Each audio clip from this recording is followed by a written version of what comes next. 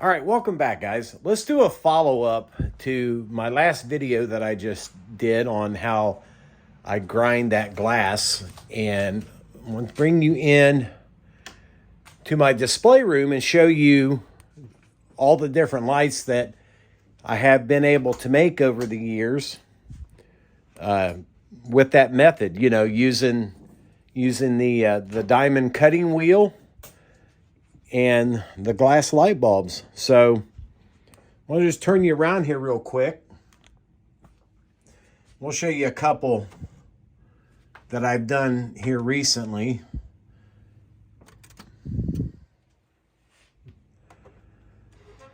Now, if some of you follow my channel, you'll remember when I made this four-door Impala out of the two-door kit. And that has a Mars bar on it, but it has the striped domes. And that was made using the same glass light that I showed you on my last video that I used and made for this car. I made this one because the light bar is more prototypically correct than what comes in that kit. So the same dome or glass is used to make both, except these are taller. So we'll put these two guys back in here. Well, one of them anyway. We'll bring this guy back out. Here's another Mars bar that I made. And this is what I was talking about. You could make the candy cane domes. All I did was tape those up, and the places that were untaped, I just hit them with the Tamiya red, or the Tamiya clear red, let them dry, unpeel them, and you have striped domes. That is something that is not available in kit form. Here's another bar that I made, and these are from smaller, well, not smaller, but from larger pieces of glass. They're actually like a little glass jar. I think I have showed those before on my channel as well, but the method is still the same. You cut it with the diamond wheel, and you just hand grind it down. Here is my Johan Cadillac ambulance I built a few years back. And I put the beacon ray on top of it. And as you can see, it has the clear glass dome with the two color bulbs inside. And that just adds, you know, another dimension to your emergency vehicle model, because there were a couple kits put out in the past that had clear domes, but they didn't offer you any kind of option as to making what goes on the inside. Same thing with this guy. Now this is a resin model that I got from, I think it's a Jimmy Flintstone, if I'm not mistaken, because I got two of them. There's the other one. But this one as well has the clear dome beacon ray, the 174 on it, with the multiple color bulbs on the inside. What else have we got to show? Here's some over here. The Dodge, you know, the glass jar with the multicolored bulbs on the inside. Same thing with that one there, this one here, that one back there in the back. This is one I built a few years ago well, it's been like 20 years now. I built it from this photograph that I took at a fire muster I went to. And I just done all 3 bulbs from the same light bulb, painted one red, left the internal guts chrome so they would show up better through that. And then the ones on the back had 2 red bulbs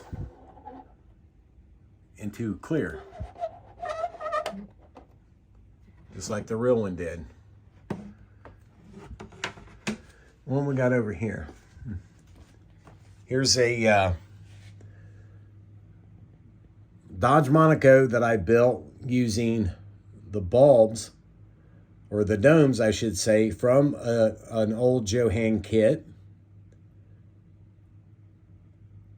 And then here's one that I made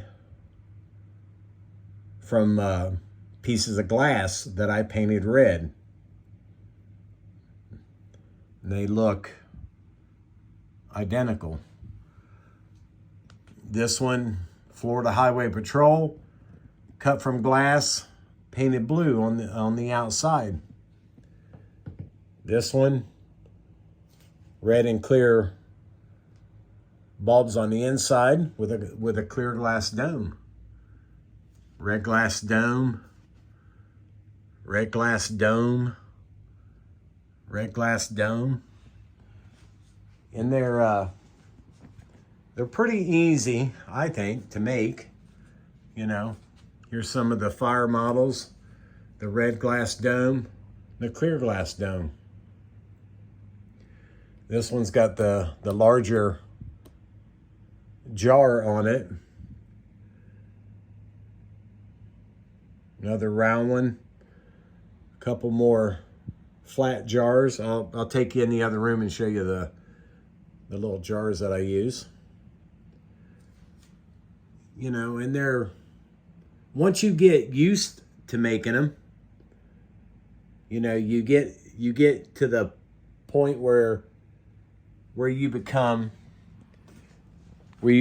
comfortable actually making them, you know, and the fear of breaking them kind of goes away, you know. And like everything else, it's trial and error, obviously. But I'll show you some of my stockpile here, so to speak. Now these are little, I think they call them wish jars. You buy them at Hobby Lobby. They have a little cork stopper in the top of them. And I keep the little cork stoppers to actually mount what I cut on these so I can paint them. And then I just set them down till they're dry, till the next day. And I have, I don't know, probably 1,000 of them cork stoppers around. But here's another one. I bought these at Hobby Lobby. It's basically the same exact jar, except obviously one's a lot shorter. But they are, pardon me, they are different sizes. So that gives you another option to make smaller beacons or larger ones. I've actually had some that were even larger than these, but let's take this over there back to the other room and show you what I'm talking about. Look at that lazy. Oh my God. This one right here. Let me get this up here. This light bar was all fabricated. I started with that jar. Same size. Made the insides. The bar is just a piece of, I think, 40 by 156 styrene. And then the feet are made from a piece of 1/16 styrene rod. Parts box, you know, lights for the alley lights on it. What else we got down here? Let's see, that's what this bulb was made from. This light was made from that. This light was made from this. So it just gives you, you know, it gives you an excellent option to make different things. You know, you can, like on this one, I painted one red and one is clear, all out of that glass jar. So hopefully that's a little bit better explanation on the things I use and how I do it. Like I said, masking tape, diamond cutting wheel that I bought that wheel at the Home Depot, God, 5 or 6 years ago. So I've had it for a long, long time.